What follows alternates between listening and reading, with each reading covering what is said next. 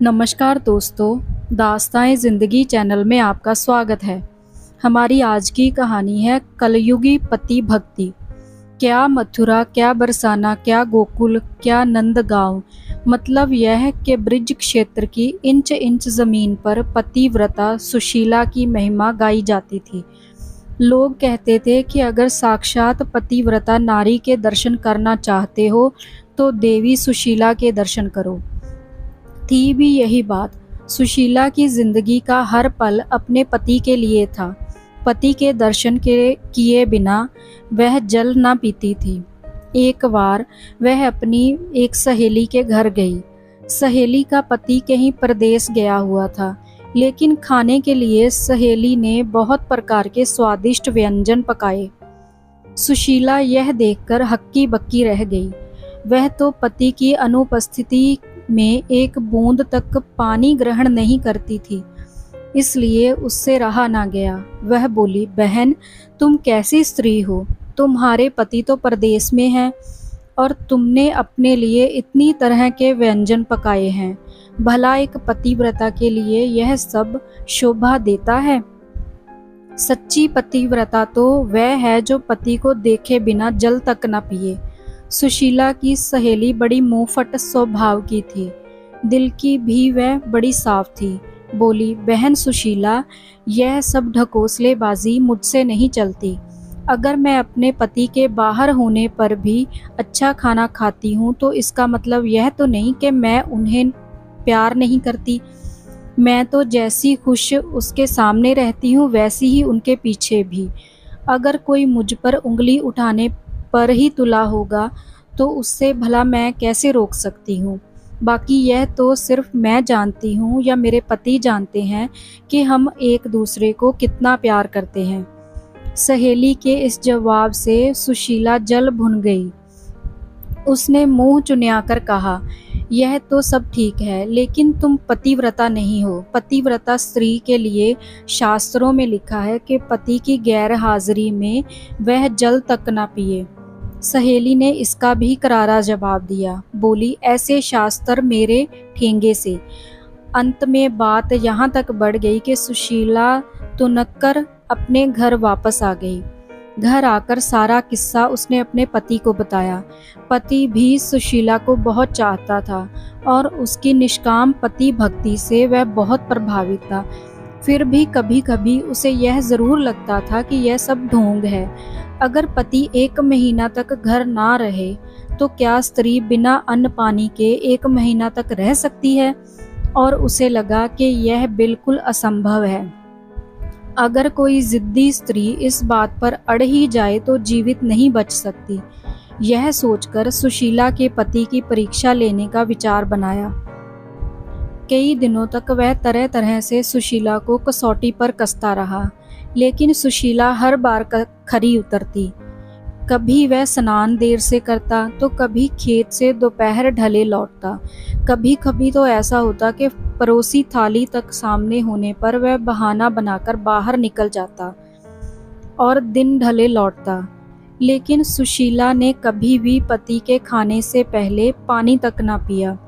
एक दिन सुशीला के पति ने कहा कि आज मेरा मन खीर और पुए खाने का हो रहा है, इसलिए खूब इलायची गरी डालकर पुए और चिरौंजी किशमिश केसर डालकर खीर बनाओ।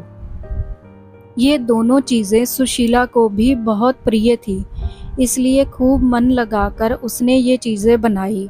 केसर और इलायची और देसी घी की सुगंध से बनाते समय ही सुशीला के मुंह में पानी आने लगा। चीज़ें बना चुकने के बाद सुशीला ने अपने पति से झटपट स्नान करने के लिए कहा, लेकिन पति को तो उस दिन धैर्य की परीक्षा लेनी थी, इसलिए काफ़ी देर तक वह ढील ढाले रहा और टालता रहा। सुशीला के बार बार कहने पर आखिर में हार कर वह बाल्टी लोटा रस्सी लेकर नहाने चला गया। नहाने के बाद उसने काफ़ी देर लगा दी। इधर सुशीला की आंतें भूख के मारे कुलबुलाने लगी, लेकिन जैसे ही देहरी के बाहर उसके पति के खड़ाऊ की आवाज़ सुनाई दी, उसे दिलासा बंदी की कि अब तो खाने का समय आ ही गया है। लेकिन जैसे ही पति ने देहरी के अंदर पैर रखे, दाएं पैर की खड़ाऊ से पैर फिसला और वह चारों खाने चित फैल गया। बाल्टी लोटा हाथ से छूटकर दूर जा गिरे और आंखें फैली की फैली रह गई। यह देखा तो सुशीला जिस हालत में थी वही हालत में दौड़ी, पास जाकर सिर हिलाया, आवाज़ें दी, लेकिन सब बेकार। पति अगर जिंदा होता तब तो बोलता ना, लेकिन उसके तो प्राण पखेरु उड़ चुके थे, इसलिए भला वह कैसे बोलता। सुशीला की आंखें डबडबा गई और गला भर आया। उसका मन हुआ कि धाड़ मारकर रो पड़े, लेकिन तभी उसके मन में खीर और पूरे का ध्यान आया। उसने सोचा कि पति तो अब मर ही गया है, रोने से तो जी नहीं पाएगा। हाँ, आस पड़ोस के लोग ज़रूर जुड़ जाएंगे और तब खीर पुए खाने का मौका तो मिलने से रहा। इसलिए बेहतर यही होगा कि पहले मैं खीर पुए खा लूँ, तब रोना धोना शुरू करूँ। यह सोचकर वह चुपचाप गई और जल्दी जल्दी खीर उड़ाने लगी। पुए उसने अगले दिन के रख लिए, क्योंकि उनके खराब होने की संभावना कम थी। असलियत यह थी कि पति मरा नहीं था, बल्कि मरने का नाटक किए पड़ा था। इसलिए अपनी पत्नी की यह सारी हरकतें वह देखता रहा। जब सुशीला खीर खूब जी भरकर खा चुकी थी तो झटपट मुंह धोया और लंबा सा घूंघट निकालकर पति के पास गई और सीने से लिपटकर रोने लगी। रोने के साथ साथ वह यह भी कहती, तुम तो चले परम धाम को, अब हम क्या करें।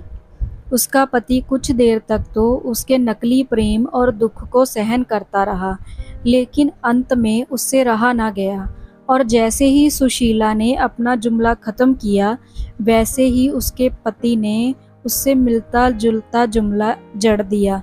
पति का जुमला इस प्रकार था, जैसे खाए खीर पुए वैसे ही खाओ पियो और मज़ा करो। अब तो सुशीला की ऐसी हालत हो गई कि काटो तो खून ना निकले। उससे क्या पता था कि उसका पति नाटक किए पड़ा है और उसकी परीक्षा ले रहा है।